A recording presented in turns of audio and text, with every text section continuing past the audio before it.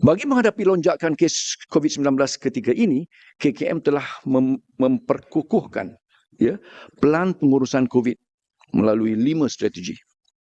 Ya, pertama, pengesanan awal kes COVID-19 dan varian SARS-CoV-2 melalui antara lainnya sistem amalan awal sangat penting.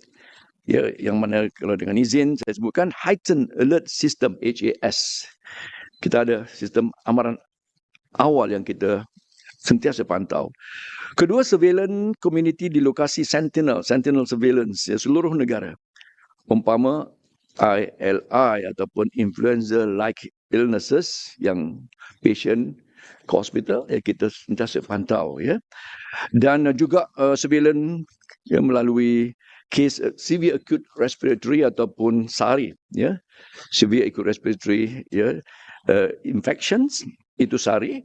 Dan ketiga adalah surveillance persekitaran air kumbahan dalam komuniti dan pintu masuk antarabangsa. Itu pengesanan awal, strategi pertama. So we will truly ya, kita akan berjaga-jaga akan perkara yang saya sebutkan tadi sebagai kaedah strategi pengesanan awal, early detection, early alert. Ya.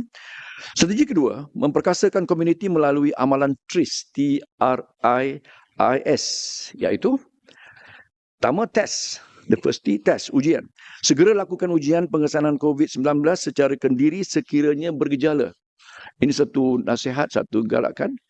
Ya, jangan ambil mudah, ya, terutama kalau kita punya penyakit comorbidity dan sebagainya, ya, for people with hypertension, cancer survivors, ya, diabetes dan sebagainya, immunocompromised person or patient, sangat mustahak untuk keep testing. Kita galakkan ujian. Ya. Kedua, report. T. Second R is lapor. Laporkan keputusan ujian kendiri secara secepat mungkin dalam aplikasi MySejahtera. Ini sangat penting. Kalau ya rakyat warga Malaysia tidak mau melaporkan dalam aplikasi MySejahtera, then there will be under reporting.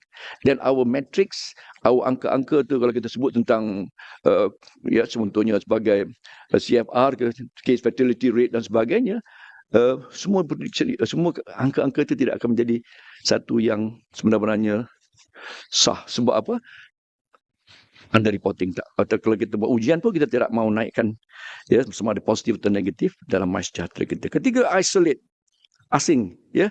Isolate ourselves in a personal atau yang saya sebut kat sini, lakukan pengasingan kendiri, self isolation. Sekiranya positif COVID-19, patuhi perintah pengawasan dan pemerhatian di rumah, our home surveillance order HSO, serta tata cara isolasi kendiri dengan melengkapkan HAT itu, dia home assessment tool yang terdapat dalam aplikasi MySejahtera sekali lagi, ya. Itu TRI, isolate. The second I adalah inform, maklumkan. Bagaimana? Maklumkan kepada semua konteks rapat.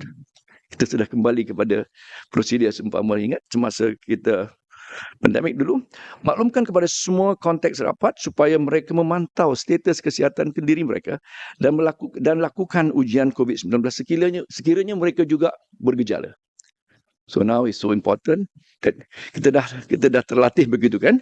Now we just reactivate balik amalan-amalan apa yang dikata sebagai the new normal. Apabila kita ada bergejala, kita beritahu kawan-kawan, saudara, close contacts supaya inform them. And S, letter S, huruf S, last itu adalah seek, SEEK, SEEK ataupun dapatkan rawatan. Dapatkan pemeriksaan dan rawatan segera, ya, sekiranya gejala bertambah buruk, ya, bertambah teruk. Bagi golongan berisiko tinggi, dinasihatkan segera ke fasiliti kesihatan berhampiran walaupun gejala ringan, for those comorbid and the oldest, ya. Jadi pastikan ya, semua ini adalah seeking for rawatan dan to the nearest clinics dan sebagainya. So mendapatkan rawatan itu adalah penting, ya, terutama bagi mereka yang berisiko tinggi, kumpulan rentan itu, ya. Strategi ketiga, pemantauan fasiliti kesihatan, pengurusan dan kawalan kes COVID-19 terutamanya untuk melindungi golongan berisiko tinggi. Apa yang saya nak sebutkan, fasiliti kesihatan KKM termasuk klinik kesihatan dan hospital telah bersedia untuk menghadapi sebarang peningkatan jumlah kedatangan dan kemasukan pesakit ke ward. We are ready for that. Kita bersedia akan kemungkinan keperkalian surge ataupun ledakan seperti itu. KKM sedang memantau rapi kapasiti hospital melalui bed management unit dan bersedia dengan pelan strategi lonjakan kapasiti ataupun surge capacity planning. Kita tahu bagaimana untuk mobilize untuk dapatkan kapasiti bed dan sebagainya. Ini termasuk kesiapsiagaan perkhidmatan hospital yang terdiri daripada 4 trust. Ya, ini satu, kecukupan akses. There will be always access. Kedua adalah kelestarian rawatan, sustainability of treatment. Ketiga adalah pengurusan pra-hospital, before coming to hospital. Dan keempat adalah kecemasan berkaitan COVID-19. Keempat-empat perkara ini yang kita bersiap siaga. Agensi bukan KKM seperti ini pembantuan ini disebut reinforcement, hospital pengajar universiti, angkatan tentera, sektor agensi kesihatan swasta dan agensi bukan kerajaan non-governmental organisation juga bersedia dan boleh membantu dari segi kesiapsiagaan bantuan fasiliti perkhidmatan dan rawatan kesihatan, rawatan pesakit. So now you see, we are ready to mobilize and reinforce all these facilities. Sama ada private, sama ada ATM, sama ada MUIs ataupun sama ada NGOs dan universities, hospital pengajar kita, teaching hospitals